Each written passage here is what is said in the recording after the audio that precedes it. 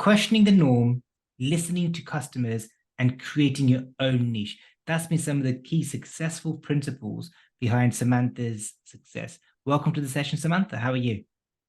I'm very well, thanks. Thanks for having me. Pleasure to have you on board. Hey, look, let's get straight into it by maybe you telling us a bit about your business and what kind of service you provide right now. Yeah, well, so I'm a family law barrister and I have been for 17 years now. And I was always acting, for one side or other in a divorce or separation, for one spouse or the other, either about the arrangements for their children or the division of their finances. And that was all I knew, court proceedings, that was my world. And then about 7 years ago now, a couple approached me direct and they said, look, we don't want you to act for one of us. We want to sit down with you together and for you to tell us what the answer is. We know what our finances are, we know what they look like, but we're not aligned on what's fair. And we'd really like you to tell us. Now, I said I couldn't because I assumed that because of my conflict rules, I wouldn't be able to advise a divorcing couple together. But I was really intrigued. And I started reading around about other countries and other jurisdictions. And it turns out that, in France or Italy or the Netherlands, if a couple separate, the default is that they share a lawyer at the beginning to try and see if they can align around an answer that they both agree. And only if there's complexities to their case do they go to separate lawyers. So I thought, well, hang on, that sounds really sensible. Surely we can do it here. So I approached another barrister in my chambers called Harry Gates, and I said, do you want to do this together? And we set up the divorce surgery. And it took us a year to get regulated. And we got that regulation 5 years ago. And we became the first law firm in England and Wales, which enabled couples to share a lawyer on divorce. And that's all we did, and it's all we do. We only do advice to couples together. And it turns out that that was a service that many divorcing couples were Mm. really, really wanting. Because we advise couples together, we can give them a fixed fee from the start. So they're not tied to the hourly rate model, which is massively unpopular with clients, Mm. obviously. So it means people can budget for divorce. Because we're advising them together. And I should say, when I say we have a huge number of barristers now that work with us, from, those sort of 10 years experience to those who are very senior silks, which are the most experienced barristers. So the business has grown hugely. But essentially, it all comes down to the point that when you're working with a couple together, you can cut to the chase.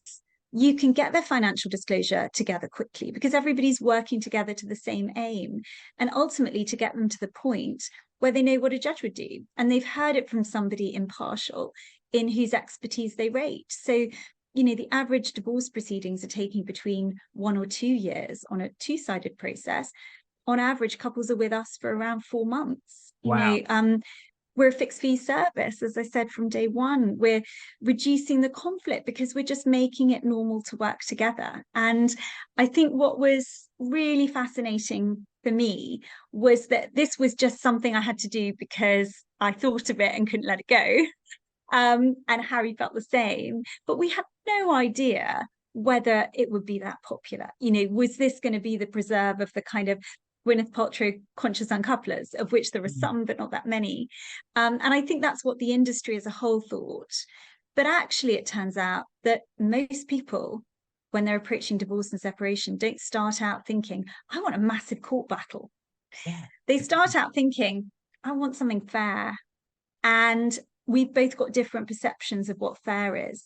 Yeah. And they just And want to if get it you over and take done those, with quite soon, isn't right, it? they want to get it over and done with, but they want to be fair.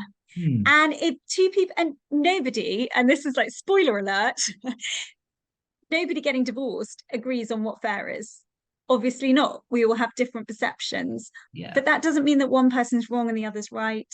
It just means they need to really quickly find out what a judge would think was fair, because ultimately it's going to be a judge approving any agreement you reach at the end of the day. So it's sort of There you are. turning that view on its head, that you need to start in separate places in a kind of adversarial process to, this is a joint process, and the way to navigate it as quickly and as cost efficiently as possible is to reach an agreement that's fair to you both.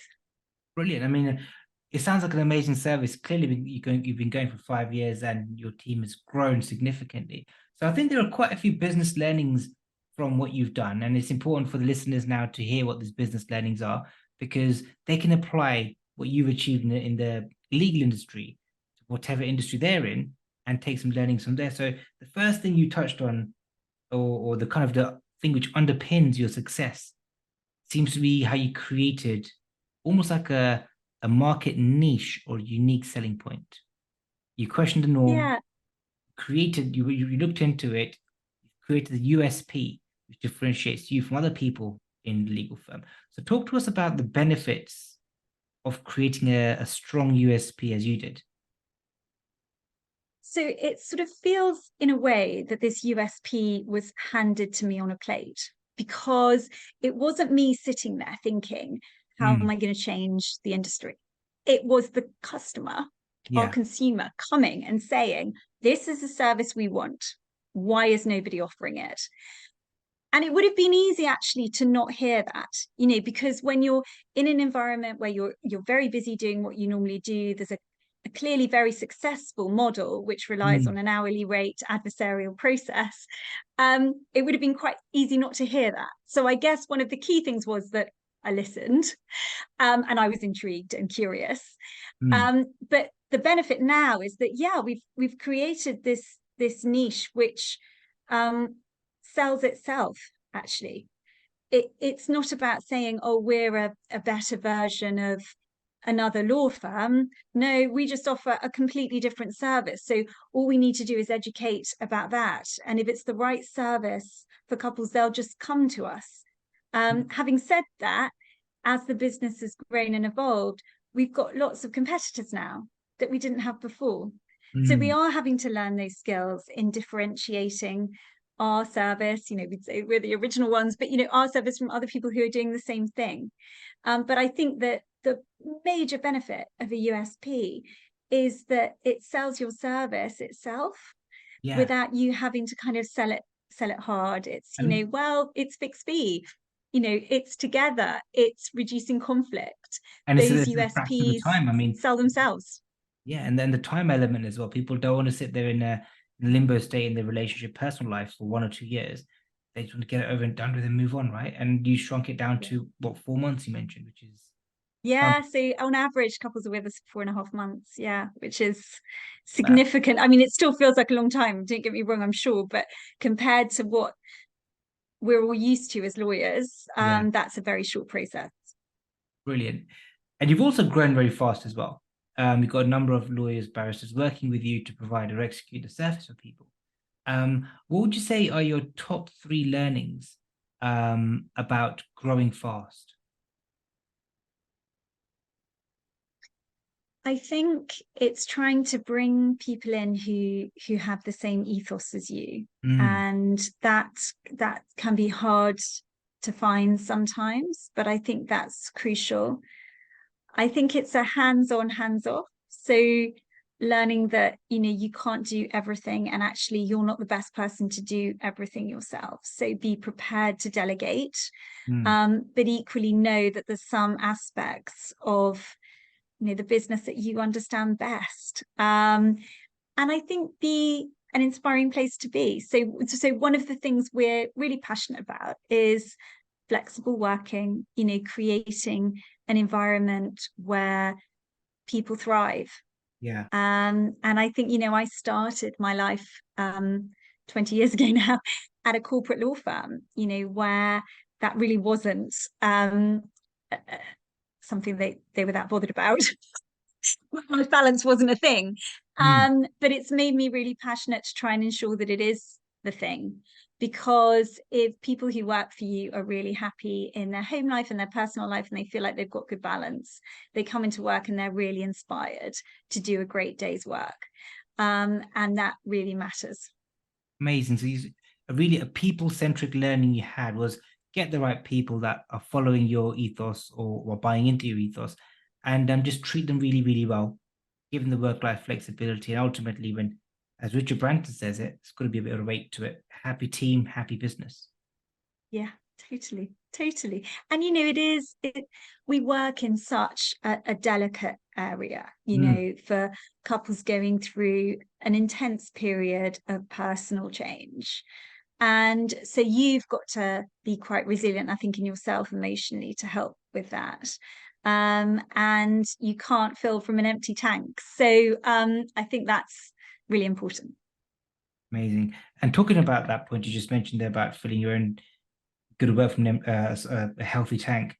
They say in business, put your own oxygen mask on first before you put on Mm. somebody else's.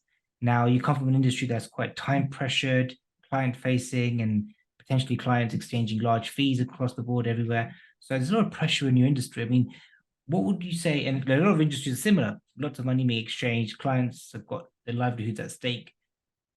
The business owner has got a lot resting on their shoulders. Yeah, you look so relaxed, so happy, and like it's walking the duck's back. So tell us, what's the secret behind you mentally unwinding, or what would be an unwinding regime that you've got that works really well for you that other business owners can learn from? Gosh. Gosh, I mean, that is work in progress.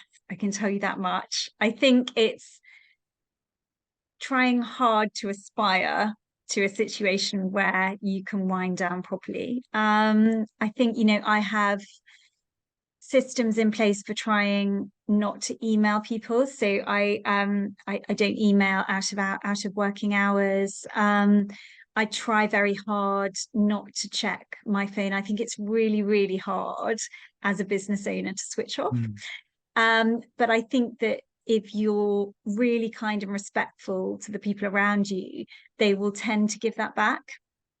And as much as possible, then try and think, well, you know what, if I wouldn't email somebody else at 9 o'clock at night, which I wouldn't, then why am I checking my emails now? And always really questioning how important something really is, which is something that I think I learned quite early on when I was in a corporate law firm, and everything felt like it was I think it's different culturally now, but then everything felt like it was had to be done yesterday. Yeah, And actually it's really, really rare for something to be that urgent. And you know that you need to reserve capacity in your day for the stuff that comes up that day that's going to be urgent. So prioritizing, and yeah, just trying to be kind to yourself. But I wouldn't say I've got this nailed. I'm still trying to figure it out. yeah, it's one of those things where everyone's in a bit of a journey, aren't they? Trying to find the right balance. But it's one thing that everyone's going to focus on. And hey, look, you seem to be doing it. So prioritization, being kind to yourself by being kind to others, and kind of holding it time at whatever time, 6 o'clock or 5 o'clock it is, you unwind for the rest of the day. And not looking at the phone, just chucking that phone away so you don't have to look at the emails all the time. Excellent. Now, the next few years, like you said, in the last 5 years, you've created a niche, you've been doing good at it. Other competition is catching up with you right now. So let's look forward another 3 years. What would you say are the top three challenges that maybe you'd have to face as a business owner to stay ahead of the curve? Yeah, I think that's really interesting because our aim over the next 3 years is for 3 to 5 years is for this to become normal, Mm, for it to kind of be so mainstream and regular for a couple to share a lawyer on divorce, because it's got so many benefits actually. And when we set up the business, it was really, enabling people to share a lawyer, get legal advice. But what you realize when you work with couples in practice is that it gives them a narrative to tell their friends and their family, actually, guys, there's no drama. Please don't pick sides. We're actually sharing a lawyer. And it becomes this sort of footnote. And yes, something they're going through, but not the thing that dominates all of their conversations with all of their family and all of their friends, which is so draining. mm, So the kind of aim is, right, we need to make this mainstream and normal and talk about it as much as possible so people know it's an option. But then obviously the challenge of that is that the more it becomes normal, the more it becomes talked about, the more competitors we're going to have. yeah. And so how do we keep differentiating ourselves, making clear that we're doing it best, and also not being complacent? Yes, we had a good idea, but oh my goodness, the business is evolving all the time. And going back to where it started from listening to what a divorcing couple wanted. Mm. And the way it's going to keep improving is if we keep challenging ourselves by listening to our customers and listening to the people who don't come to us and who want to go elsewhere. Why? And then to continue evolving, so that we never feel like we've nailed it, because you never have. Amazing. I mean, so you kind of going along with the teaching, we've all got taught that we've got 2 ears and one mouth for a reason, to spend more time listening and then not. So you're applying that kind of strategy, not just for relationships, but also your business strategy, thinking, let's keep listening to the market. What's the market saying? And use that to refeed more opportunities for USPs in your business. Stay ahead of the curve. So change the industry, keep listening, and be a bit of a change driver for the industry. Amazing. Yeah. But now looking And forward, go ahead, sorry. I was just going to say, it was sort of, so I was trying to think of an example for you, because you say all these things, then it sounds really abstract. But Mm. we had, I mean, the listening thing, we had a number of couples come to us and say, well, this is great, we love your service, but even on the entry level fee, we can't afford it. Like, this is beyond us. And so we thought about that a lot, like, what could we do? And we've created some online courses, Okay. at really accessible price points that weren't, divorce courses by lawyers wasn't something that was ever available to the divorcing public. So lawyers will regularly, barristers and solicitors will regularly give lectures to each other Okay. about the law. On this is because the people who are actually going through it aren't getting access to any of this material. So we created some online courses. So again, you're being given these brilliant little nuggets if you listen. And that's what we're trying to do. Amazing. So kind of making divorces almost, not completely, but kind of self-sufficient, where they can educate themselves on things, and doing it by themselves at a lower fee, making it accessible to everyone. I love the sound of that. I mean, amazing learnings from here, but I'd like to sneak in one quick question if I can, and that is all about sharing your one piece of vital learning. Now, just imagine you're 18 years old again, winding back the clock, and you're starting again in business this time, not going to the corporate world, starting in business. What advice would Samantha now give to the 18-year-old Samantha going into business? So I'm actually kind of lucky with this question, because I had to go back to my old school recently and talk to the Oh, okay. students there. And so I had to think about this exact question. What would I say to myself if I were back at finishing school? And I think the question I'd ask is, what do I think? Because when you start out in work, you spend so much time desperately trying to figure out what everyone else is doing, learning from everybody else. In an industry like law, there's a lot of just learning your subject matter, but it comes in every different career. You're sort of watching the people further up the tree. What are they doing? Can I emulate them? How do I become like them? But it's very rare, really, to give yourself the indulgence of sitting back and looking around and saying, what, if I ran this place, or if I were in charge, what would I do? What do I think? And it took me a long time to get to that point. But once I did, it turned out I had an idea and a view, and it was different than the view of those around me. And I think that's what I'd say, is always try and carve in time in your career to actually question what you're seeing around you and the processes around you, and think, have I got an idea of how this could be done better? Because you probably do. You just haven't given yourself permission to ask a question. Fantastic. I mean, so simple yet so empowering, so important. Just stop and think and look around. I think that was the saying in that film Ferris Bueller's Day Out all those years ago. He just said sometimes it's important to just sit there and stop and look around once in a while.